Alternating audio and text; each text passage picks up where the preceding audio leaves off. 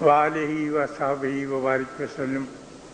جناب صدر حنیف رامے صاحب، عزیزم انور سجاد اور عزیزم کاشف اور معزز خواتین و حضرات، میں آپ کی فرمائش پر اور آپ کے حکم پر بڑی مشکل سے چل گیا ہوں۔ مجھے پتہ نہیں چلا کہ میں اتنا بوڑھا ہو گیا ہوں، اندر سے بوڑھا باہر سے بوڑھا، لیکن آپ کا حکم تھا تو پھر مجھے حاضری دینا ضروری تھی، اور واصف صاحب کا ذکر تھا۔ میں جلدی اس لیے کہ وقت بہت زیادہ ہو گیا ہے اور آپ بڑی دیر سے یہاں تشریف فرمائے، میں جلدی آپ کو ایک ڈاکومنٹری انداز میں بات پیش کروں گا کہ واصف صاحب سے میری ملاقات کیسے ہوئی۔ کسی خاص پروگرام کے تحت نہیں، بالکل اوپر سے وارد ہوئی، یعنی میرا اس میں کوئی کمال نہیں تھا، یہ واصف صاحب کا کمال تھا کہ وہ آئے اور پھر چھائے اور ہم دیکھتے ہی رہ گئے۔ میرے ایک بھائی تھے لاہور میں، ونگ کمانڈر وحید، وہ ایریا کمانڈر تھے، تو وہ ایک دن میرے پاس آئے، کہنے لگے میرا ایک دوست ہے تو وہ شاعری کرتا ہے، تو اس نے شاعری کی ایک کتاب لکھی شب چراغ، تو وہ بڑے آرزو مند ہیں کہ آپ اس کا ایک فلیپ لکھ دیں۔ میں نے کہا یار میں دیکھوں گا، کتاب تو لکھوں گا، کوئی ڈھیلا ڈھالا سا کام کیا۔ کہنے لگے نہیں، ہم کل دونوں آئیں گے۔ تو اگلے دن میرا بھائی اور واصف صاحب تشریف لائے میرے دفتر میں، تو انہوں نے بھی یہی بات کی کہ کتاب ہے اور اس کو فلیپ۔ میں نے کہا سر میں لکھ دوں گا، لیکن آپ کون صاحب ہیں؟ کہنے لگے میں یہاں ایک اسکول ہے تو وہاں پڑھاتا ہوں، پرائیویٹ اسکول میں۔ میں نے کہا ٹھیک ہے، کتاب مجھے دے جائیں۔ کتاب دے گئے، تو میرا خیال تھا کہ میں آرام سے رکھوں گا، دیکھوں گا، پھر لیت و لال کروں گا اور پھر اس پر کچھ لکھوں گا۔ لیکن ان کے جانے کے بعد پتہ نہیں کیا ہوا، دفتر میں بیٹھے بیٹھے میں نے اس کتاب کو کھول کے پڑھنا شروع کر دیا۔ ایک چیز، دو چیزیں، 3 4 10 30 40 35 صفحات تک میں پڑھتا چلا گیا، اور اس کے بعد میرے اوپر ایک عجیب کیفیت طاری ہوئی جو عام کتاب پڑھنے سے ہوتی نہیں۔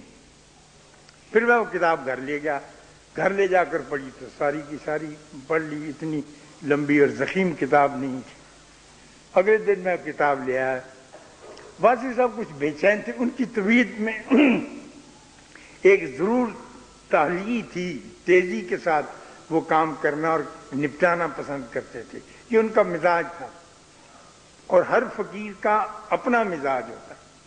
تو یہ اگلے دن آ گئے، آ کے تو میرے سامنے کرسی پہ بیٹھ گئے۔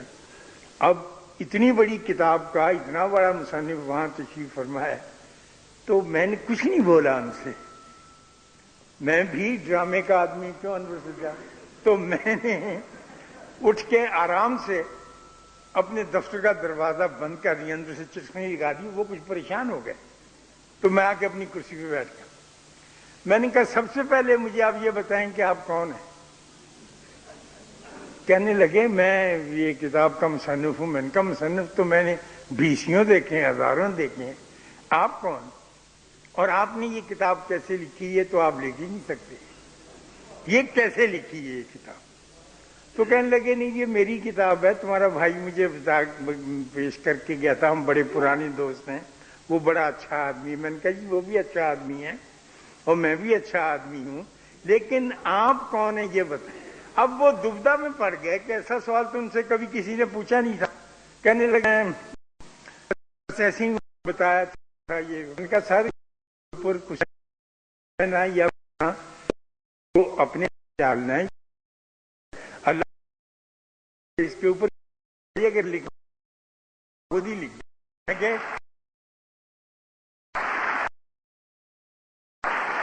کہنے لگے نہیں یہ تو نہیں ہوگا، مجھے بڑی خوشی ہوگی کافی۔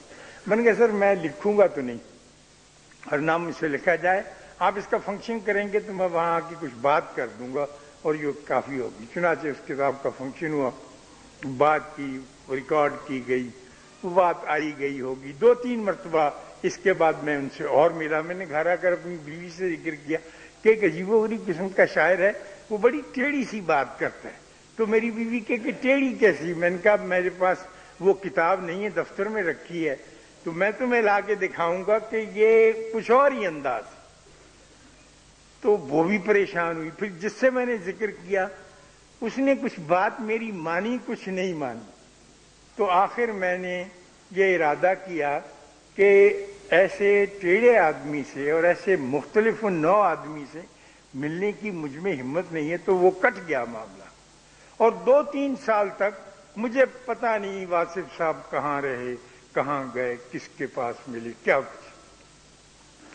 3 سال کے بعد اچانک ہمارے ایک دوست جو اس میں وہ کیا ادارہ ہے جہاں ٹریننگ دیتے ہیں 20 ہیں، نہیں فزیکل ایجوکیشن تو بعد میں گیا ہے، نیپا، ہاں تھینک یو، نیپا کے ایک ایڈمنسٹریٹر، تو وہ میرے پاس آئے ایک دن، کہنے لگے کہ اشفاق بھائی آپ تو ہمارے آیا کریں، تو ہم تو بیٹھ کے کچھ ایسی باتیں کرتے ہیں جو باتیں اس سے پہلے نہیں ہوئی ہیں، لیکن وہ آپ کے سننے کی ہیں، ہم تو انہیں اٹھا بھی نہیں سکتے، ہضم بھی نہیں کر سکتے، تو آپ ضرور تشریف لائیں۔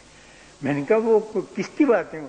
کہنے لگے وہ ہمارے ایک بزرگ ہیں، ان کا نام واصف علی واصف۔ میں نے کہا واصف علی واصف تو ایک شاعر ہیں، وہ ایسی باتیں کیسے کرنے لگ گئیں جس کا تم اس طرح سے ذکر کر؟ کہنے لگے نہیں وہ ویسے ہیں۔ تو مجھے یقین نہیں آیا۔ ٹھیک ہے میں متاثر ضرور تھا بحثیت ایک شاعر کے، لیکن یہ کہ وہ اس قسم کی بات کرتے ہیں جس قسم کی بات کبھی اولون اور سابقون کیا کرتے تھے، اب کہاں سے مجھے ملے گی؟ کہنے لگے آپ آئیں، تو 2-4-5 روز تک تو میرے ذہن سے یہ بات اچھی طرح سے پختہ نہ ہو سکی اور گرفت نہیں کر سکی، میں نہیں گیا۔ لیکن پھر ایک دن اچانک مجھے شام کو خیال آیا کہ چلنا چاہیے۔ جگہ جو بتائی تھی تو وہ ہمارا، جنہوں نے لاہور دیکھا ہے، وہ جو اسٹیڈیم ہے ہاکی اسٹیڈیم ہمارا وہ کہلاتا ہے، عرف عام میں کیا ہے وہ قذافی تھا، مہربانی، ہم اس کا نام بدلنے لگے ہیں کیونکہ قذافی کے بیٹے نے بڑی گندی اسٹیٹمنٹ دی ہے، بار کیا بہت نالائق آدمی اور جھوٹی بات کی ہے۔ امریکہ نے اس سے کہا تھا ایسی اسٹیٹمنٹ دے دو تو ہم تمہیں معاف کر دیں گے اور پاکستان کو پکڑ لیں گے، ڈائری میں نوٹ کرنا۔ خیر، تو وہاں ایک تھا وہ فزیکل، ایک خواتین حضرات وہاں فزیکل سینٹر ہے جہاں تعلیم دی جاتی ہے، فزیکل ایجوکیشن کا بھی، ہاں تھینک یو، فزیکل ایجوکیشن کا۔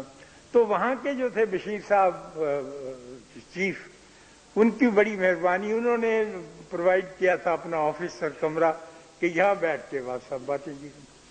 تو وہاں میں گیا رات کے وقت، تو واصف صاحب موجود تھے، وہی واصف صاحب، تو وہ دیکھ کے بڑے خوش ہوئے، کہنے کہ آپ کیسے آ گئے؟ میں نے کہا یہ ہمارے دوست تھے، انہوں نے کہا تھا کہ یہاں آیا گئے۔ وہ اپنی چابیاں لے کے بیٹھے ہوئے تھے، ان کو واصف صاحب کو جنہوں نے دیکھا ہے اپنی گاڑی کی چابیاں یا موٹر سائیکل کی چناچن کھڑکانے کا بہت شوق تھا، جب بات کرتے تھے تو مسلسل وہ چابی ان کی ایک تال دیتی رہتی تھی، اگر ان کی چابی پکڑ لو تو ان کی بات بند ہو جاتی تھی۔ تو وہ بجا رہے تھے اور باتیں کر رہے تھے۔ جب گئے تو کسی صاحب نے، ترمذی صاحب نے ان سے کہا کہ کوئی سوال کرے، انہوں نے سوال کیا، وہ بات شروع ہو گئی۔ جب وہ باتیں شروع ہو گئی تو میں بڑا حیران ہوں کہ یا اللہ، یہ تو کچھ مختلف سی باتیں ایسی میں نے سنی ضرور ہیں، پڑھی ضرور ہیں، کیونکہ میرے بابا حضرت فضل شاہ صاحب وہ کم بات کرتے تھے، لیکن ایک بات کرنے کے بعد پھر ہم کو 6 مہینے کے لیے چونکا دیتے تھے کہ یا اللہ اب اس کے مطالب آہستہ آہستہ کھلیں گے تو پھر ہم پر بات آئے گی، لیکن یہ تسلسل کے ساتھ کچھ ایسی باتیں کر رہے ہیں۔ تو خیر ان کی باتیں سنتے رہے، 3 4 5 6 دن گزر گئے۔ تو اس کے بعد طارق صاحب ہم نے یہ سوچا کہ یہ تو ضائع ہو جائیں گی ساری باتیں۔ میں چونکہ ریڈیو کا ملازم رہا ہوں، ساری عمر ریڈیو میں کام کیا، تو ہم کو بڑی فکر ہوتی ہے کہ یہ باتیں ضائع نہ جائیں۔ تو میرے پاس اپنا ایک روونگ ٹیپ ریکارڈر بڑا جو پروفیشنل کوالٹی کا دفتر کا تھا، میرا ذاتی نہیں تھا، وہ تھا، وہ میں لے کے چلا گیا اور میں نے کہا آپ یہ جو باتیں کرتے ہیں ان کو تو ریکارڈ ہونا چاہیے اور جو لے جا کے وہاں رکھ دیا۔ وہ جگہ تھی خواتین و حضرات جہاں وہ اپنی چابیاں چھنکایا کرتے تھے۔ اب مصیبت یہ پڑ گئی، چھوٹا سا ٹیپ ریکارڈر تھا، کہ وہ ان کے سامنے رکھا جائے تو وہ چابی کیسے چھنکائیں گے، اور چابی نہیں چھنکے گی کہ اندر سے دھنکے گی نہیں بات، تو مشکل ہو گیا ہمارے لیے، تو گھبرا گئے۔